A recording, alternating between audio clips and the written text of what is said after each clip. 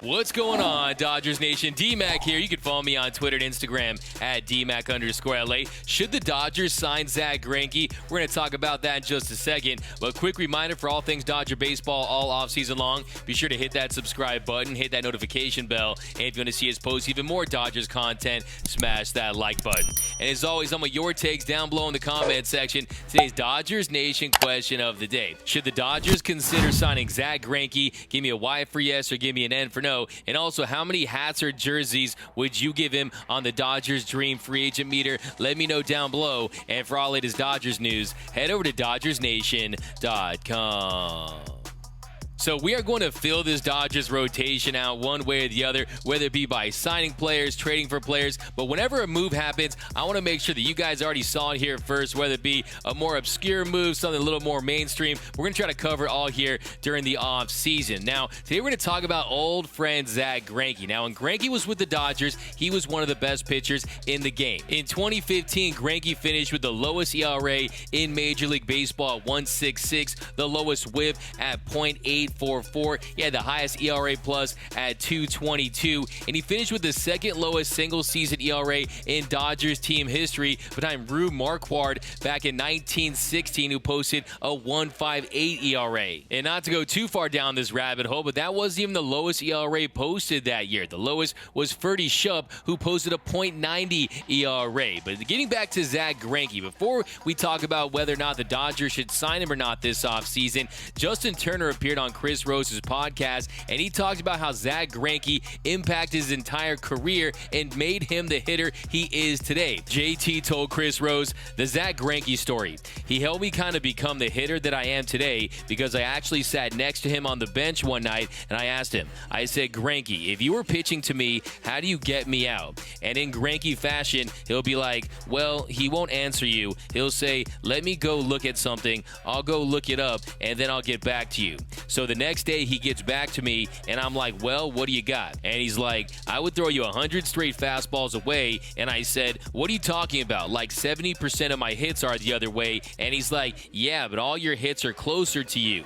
You take the ball that's close to you and you shoot it the other way. You don't do anything on the ball out over. And I asked if he thought I should get on top of the plate, and he said, if I were you, I'd get as close to the plate as you possibly can. And from that day forward, I stood on top of the plate, and now I'm the all-time hit by pitch leader for the Dodgers because of Greinke. So what a great story. Look, if it weren't for Zack Greinke, would Justin Turner have hit the walk-off against Lackey in the 2017 NLCS? Would he hold the majority of the Dodgers postseason batting records? Hey, I think there's a chance that the answer is no. But should the Dodgers consider signing Zack Greinke? Well, the first thing you need to know is this isn't the Zack Greinke that was with the Dodgers. He isn't among the game's elite at this point in his career. Now, could he still help the Dodgers, especially if they're unable to re-sign Clayton Kershaw or trade for another starter? And could he help fill out this rotation? Could he mentor some of the young guys? Could he be a fun locker room presence, a weird locker room presence? And I mean weird in the best way possible. Yes, that's definitely something the Dodgers could want to pursue.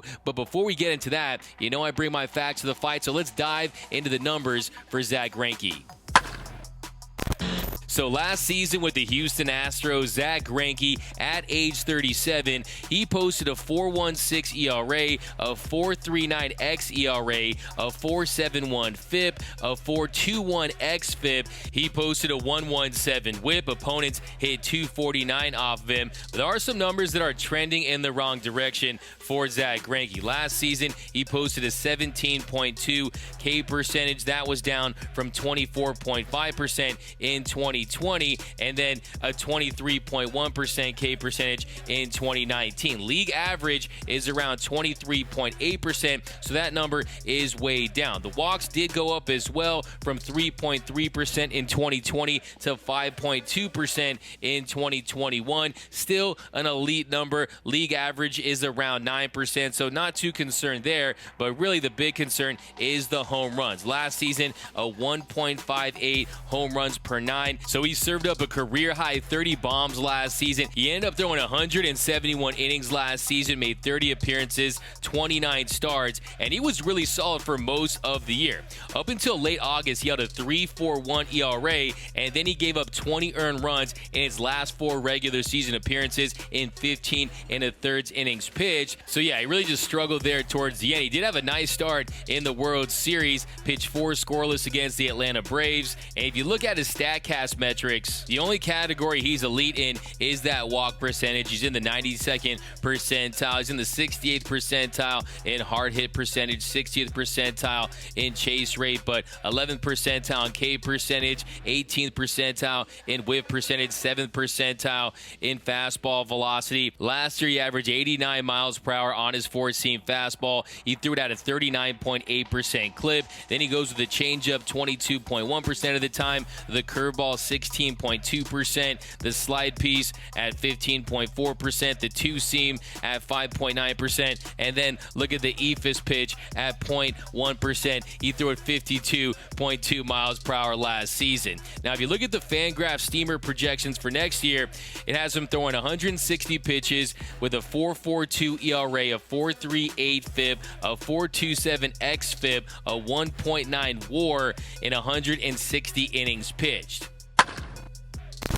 So you know we've got to break out the Dream Dodger free agent meter for Zack Greinke. Now, as a player, as far as a personality goes, having him in the Dodgers clubhouse, man, I'd give him 4 hats and a jersey. He'd be a Dream Dodger, but as far as him as a player at this point, you got to give him 2 hats. Okay, wouldn't be mad. If you look at the contract he would get with the Dodgers, it would be something on a 1-year, maybe even a 2-year, but most likely a 1-year deal, $15 to $20 million, something in that range. And depending if the Dodgers strike out on Clayton Kershaw, if they try to pursue a Rodon, if they try to pursue trades for Luis Castillo and some of the A's pitchers and guys like that, they're unable to land any of those guys. Maybe he does come in and he helps the Dodgers and he comes back to LA where he had some of his best years. That's definitely something that is possible. But like I said, at the kind of contract that he would command at this stage of his career, it would be a low risk. I wouldn't necessarily call it high reward. It'd be like low risk. He could be solid. It could be a middle reward, something in that territory. But hey, you could also mentor the young pitchers. You could mentor the young hitters. What if you give someone else some advice like he gave Justin Turner